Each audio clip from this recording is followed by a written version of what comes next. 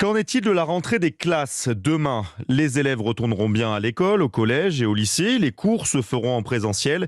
Mais parents et enseignants abordent la rentrée scolaire dans le flou face aux conditions sanitaires et au nombre exponentiel de cas dus au variant Omicron.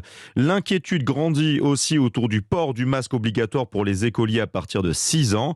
Victor Pourchet est allé à la rencontre de parents pour Europe 1. Parmi les promeneurs du week-end, seul Cyril, perché sur un tandem avec son fils, salue le retour de cette obligation. C'est bien qu'ils remettent le masque, je pense que c'est normal qu'ils participent à l'effort collectif. C'est un acte social qu'il faut faire. Pour les autres parents, c'est la déception. En pleine balade familiale, Isabelle n'avait pas pris conscience que sa fille allait être concernée. Cette maman est résignée. Moi, je ne suis pas pour, mais on fera avec, on s'accordera aux mesures nationales, mais c'est très anxiogène pour les enfants. Je pense que ça ne bloque pas énormément la maladie, parce qu'entre eux, ils se postillonnent quand même dans la figure quoi qu'il se passe. Les enfants devront aussi porter le masque en extérieur dans une 50aine de départements en France, ceux où la mesure était déjà appliquée pour les adultes, comme à Paris par exemple. Patrick suit tant bien que mal son jeune garçon à trottinette. Pour ce papa, c'est incompréhensible.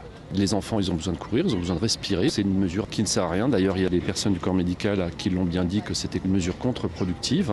Le grand espoir des spécialistes avec cette règle, réduire la circulation du virus. À la mi-décembre, le taux d'incidence chez les 6-10 ans était 2 fois plus élevé que celui des adultes.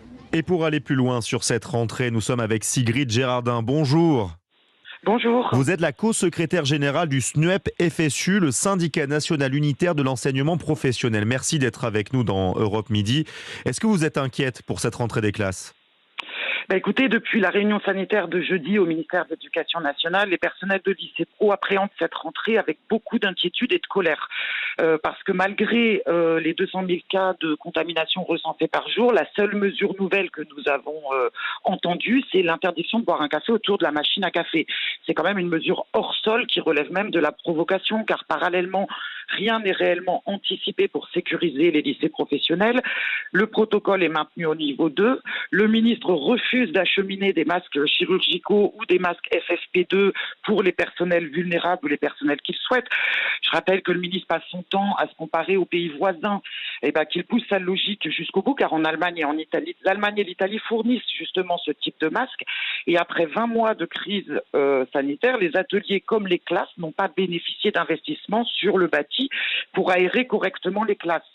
Donc, à la veille de cette rentrée, en plus, nous avons appris ce matin par voie de presse la nouvelle doctrine d'isolement pour les cas contacts, qui consiste à revenir en classe coûte que coûte et pratiquer des Vous êtes d'accord avec ça ou pas? Non. Vous n'êtes pas d'accord avec ce qui est dit dans le JDD, donc par le ministre de la Santé?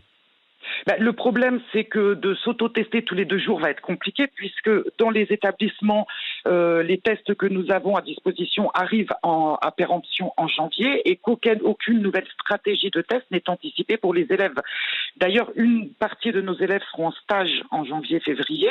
Déjà en décembre, ces stages ont été très perturbés par les contaminations dues aux nouveaux variants. Nous avons alerté le ministre aussitôt pour qu'il anticipe. Or, il n'a concédé à quelques aménagements seulement avant-hier. Donc demain, en plus du reste, les profs de lycée pro devront gérer cette question compliquée des stages, d'autant plus en période Covid, ce qui va renforcer profondément la désorganisation de cette rentrée dans les lycées pro. Qu'est-ce que vous préconisez sur les cas positifs dans les classes? Quelle est votre solution finalement? Le problème, c'est que nous sommes un syndicat de personnel enseignant, nous sommes pas un syndicat d'experts médicaux. Mais quand on écoute les experts, on sait que les lycées professionnels, pas particulièrement, les jeunes véhiculent majoritairement véhiculent massivement le virus. Donc, on préconise déjà un protocole renforcé au niveau 3 ou 4. On préconise la distribution de masques chirurgicaux. On les sait plus protecteurs que les masques en tissu. On préconise une stratégie de test en écoutant les experts, évidemment. Et puis, on aura ce problème de recrutement de personnel, puisque, justement, les experts annoncent qu'un tiers des personnels enseignants risquent d'être absents à la rentrée prochaine. Et vous avez déposé un préavis de grève dès demain ? Alors, depuis le début de la crise sanitaire, on subit une gestion complètement erratique de la crise par le ministre, avec des ordres, des contre-ordres, des décisions la veille pour le lendemain, encore à cette rentrée. Pour le SNUEP, il faut absolument sortir la gestion de cette crise sanitaire des mains du ministre, qui ne conduit jamais une politique rigoureuse de protection des personnels. Donc on a déposé effectivement un préavis de grève pour permettre aux collègues d'échanger et de décider des actions collectives et des suites à donner, pour soutenir les actions locales.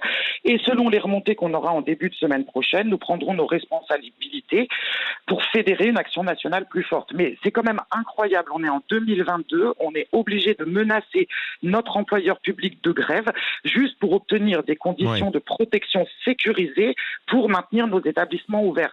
En gros, ce qu'on dit au SNUEP-FSU, c'est que c'est le ministre qui portera la lourde responsabilité du risque de fermeture de classes et d'établissements. Merci beaucoup Sigrid Gérardin d'avoir été en direct avec nous dans Europe Midi. On suivra évidemment ce préavis de grève.